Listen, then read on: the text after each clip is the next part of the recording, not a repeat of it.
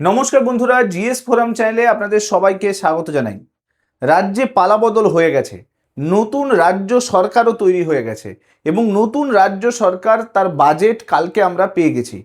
মুখ্যমন্ত্রী পদে রয়েছেন শুভেন্দু অধিকারী, কিন্তু আজকে হাইকোর্টে এমন কিছু ঘটনা ঘটেছে যে ঘটনার পরে প্রশ্ন আসছে যে শুভেন্দু অধিকারী কি মুখ্যমন্ত্রী পদ হারাতে পারেন।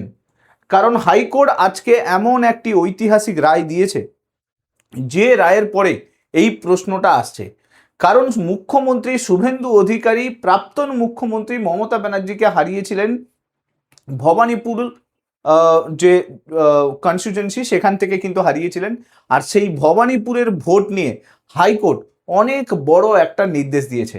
এখানে আপনারা নিউজও দেখতে পাচ্ছেন, ক্যালকাটা হাইকোর্ট ভবানীপুর ভোটের ফলাফলকে চ্যালেঞ্জ করে প্রাক্তন মুখ্যমন্ত্রী মমতা ব্যানার্জি তিনি গেছেন এবং তিনি দাবি করেছেন যে ইভিএম ভিভিপ্যাট থেকে শুরু করে সিসিটিভি ফুটেজ সব কিছুকে যাতে সংরক্ষণ করা হয়। কারণ তিনি বলেছেন যে এই ভবানীপুরের ভোটে নাকি কারচুপি হয়েছে। এইটা প্রথমবার নয় যে প্রাক্তন মুখ্যমন্ত্রী মমতা ব্যানার্জি তিনি কিন্তু এই ঘটনা ঘটাচ্ছেন। এর আগে মমতা ব্যানার্জি তিনি যখন মুখ্যমন্ত্রী ছিলেন 2021-এর বিধানসভা ভোটে নন্দীগ্রামে হারের পরেও তিনি সেমভাবে হাইকোর্টে কিন্তু কেস ফাইল করেছিলেন শুভেন্দু অধিকারীর এগেনস্টে এবং সেখানেও কিন্তু হাইকোর্ট বড় রায় দিয়েছিল এবং সেই মামলা এখনো নিষ্পত্তি হয়নি, সেই মামলা চলছে। হাইকোর্ট এই যে মামলা, এই মামলাতে কিছু ঐতিহাসিক রায় দিয়েছে, যে রায় আপনাকে জানতে হবে। এবং তার সঙ্গে সঙ্গে এই যে নির্বাচন কমিশনের যে ইভিএম রয়েছে, ভিভিপ্যাট রয়েছে, সিসিটিভি ফুটেজ রয়েছে, সেই সংরক্ষণ সম্পর্কে একটি বড় আইন কিন্তু ভারতের সংবিধানে রয়েছে। সেই আইনটাও কিন্তু আপনাদেরকে জানতে হবে।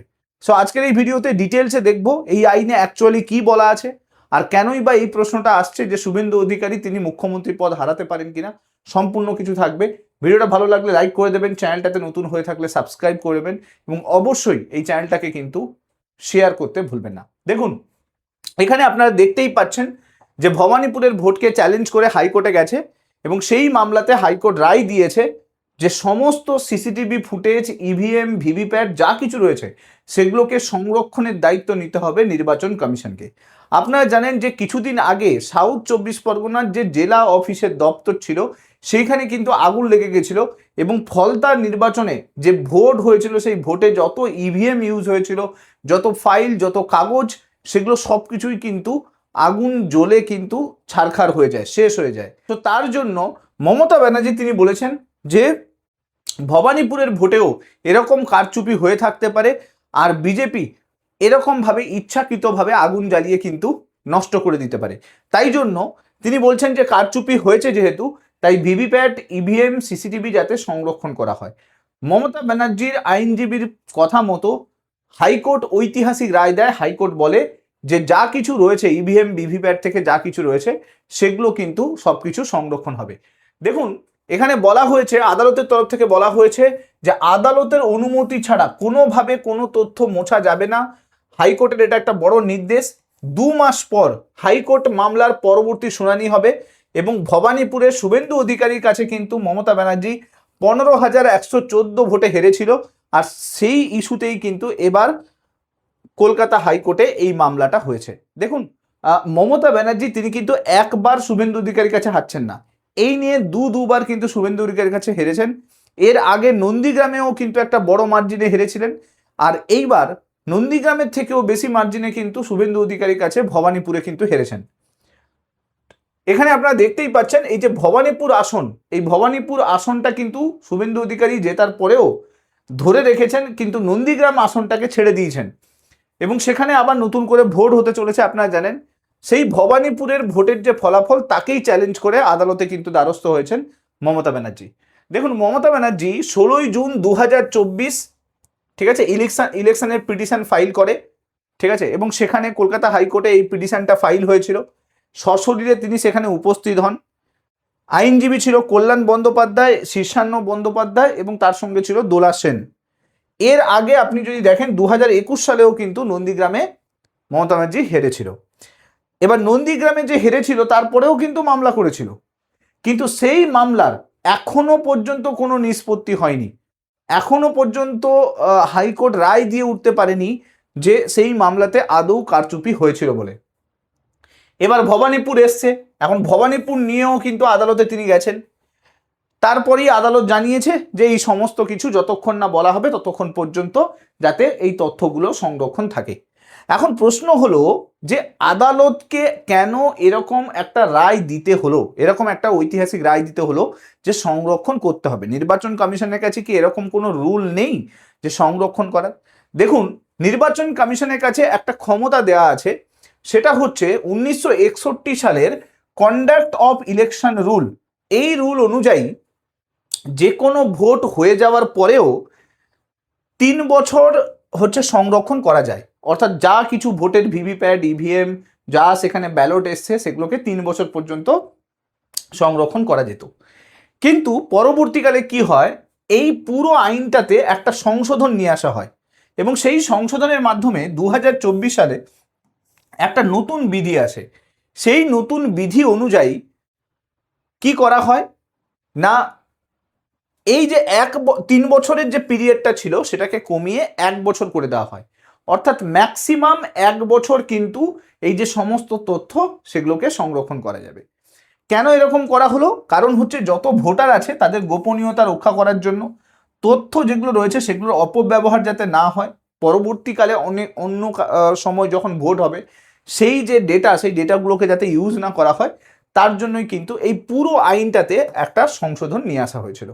তো সেই অনুযায়ী নির্বাচন কমিশন এখানে যা কিছু তথ্য থাকবে সেই তথ্য 1 বছর জমা করতে পারবে। কিন্তু ইলেকশনের রুলস অনুযায়ী যদি কোথাও কোনো ইলেকশন হয় এবং সেই ইলেকশনে যদি কোনো কারচুপি বা সেখানে কোনো ম্যানিপুলেশন এইসবের কিছু যদি হচ্ছে ডাউট তৈরি হয়, তাহলে যে প্রার্থী থাকবে সেই প্রার্থী কিন্তু 45 দিনের মধ্যে নির্বাচন কমিশনকে জানাতে পারে এবং তার সঙ্গে সঙ্গে হাইকোর্টে কিন্তু কেস ফাইল করতে পারে। কি জন্য না, ওই যে সংরক্ষণ করা আছে ইভিএম, ভিভিপ্যাট, সিসিটিভি ফুটেজ, এগুলো সেগুলো যাতে কোনো অথরিটি মুছে না দিতে পারে, 1 বছরের পরেও যাতে মুছে না দিতে পারে। কারণ আপনারা জানেন যে এখনকার মামলা বহুদিন যাবৎ চলতে থাকে, তাই হতে পারে 1 বছর পরে মুছে দিতে পারে, সেটা যাতে মুছে দিতে না পারে তার জন্য এই মামলাটা করা হয়। সেই মামলার যে রুল সেটা বলা আছে যে 45 দিনের মধ্যে সেটা করতে হবে। এবার মমতা ব্যানার্জি কি করেছে, মমতা ব্যানার্জি ভবানীপুরে হেরে যাওয়ার পরে আজকে চলছে 42 দিন, অর্থাৎ ভোটের রেজাল্ট বেরোনোর 3 দিন আগে তিনি কিন্তু কোর্টে মামলা করেন এবং সেই মামলার কারণে আদালত কিন্তু আজকে এই রায় দিয়েছে। অর্থাৎ 45 দিন এখনো হয়নি, সেই 45 দিনের পিরিয়ড শেষ হওয়ার আগেই কিন্তু এই সমস্ত কিছু দিয়েছে। আরও একটা জিনিস এখানে একটু বলে দিই আপনাদেরকে, যে ইলেকশন কমিশনের রুলস অনুযায়ী ইভিএম এর যে ডেটা থাকবে এবং সিসিটিভির যে ডেটা, সেটা কিন্তু 1 বছর পর্যন্ত সংরক্ষণ করা হয় না, সেটা ম্যাক্সিমাম 45 দিনই সংরক্ষণ করা হয়। তাই জন্য এই ক্ষেত্রে 45 দিন আগেই কিন্তু মামলাটা করা হয়েছে এবং সেই মামলায় কলকাতা হাইকোর্ট নির্দেশ দিয়েছে যতক্ষণ না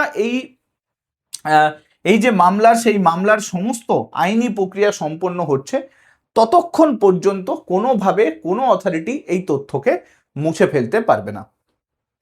সো এরকম ঘটনা এর আগে বিহার ইলেকশনেও হয়েছে, ইউপি ইলেকশনেও হয়েছে। যতবারই কোনো প্রার্থী হেরে যায় সে ভাবে যে সে হারেনি, তাকে কারচুপি হয়েছে এবং সেই ক্ষেত্রে সে বারবার কিন্তু আদালতে যাওয়ার চেষ্টা করে।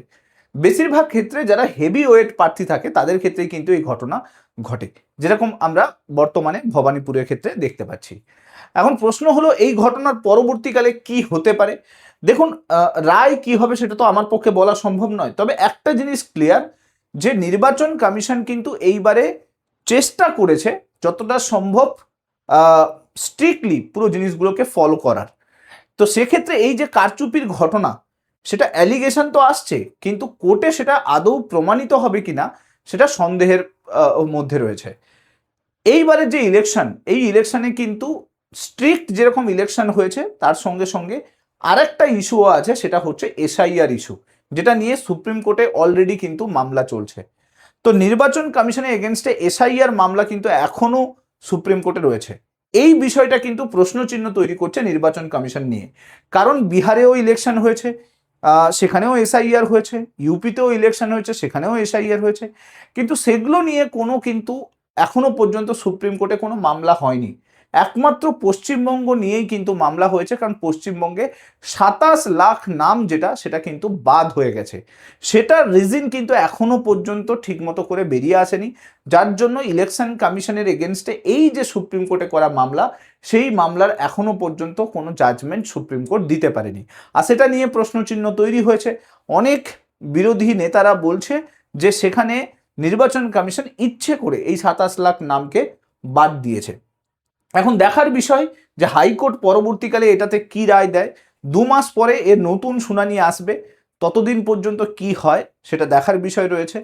যা কিছু নতুন আপডেট আসবে আমি চেষ্টা করব ভিডিওর মাধ্যমে নিয়ে আসার জন্য। ভিডিওগুলো ভালো লাগলে লাইক করে দেবেন, চ্যানেলটাতে নতুন হয়ে থাকলে সাবস্ক্রাইব করে নেবেন, অবশ্যই এই চ্যানেলটাকে কিন্তু শেয়ার করতে ভুলবেন না। Thank you so much. Next ভিডিওতে আপনার সঙ্গে আবার দেখা হচ্ছে। Till then, bye by.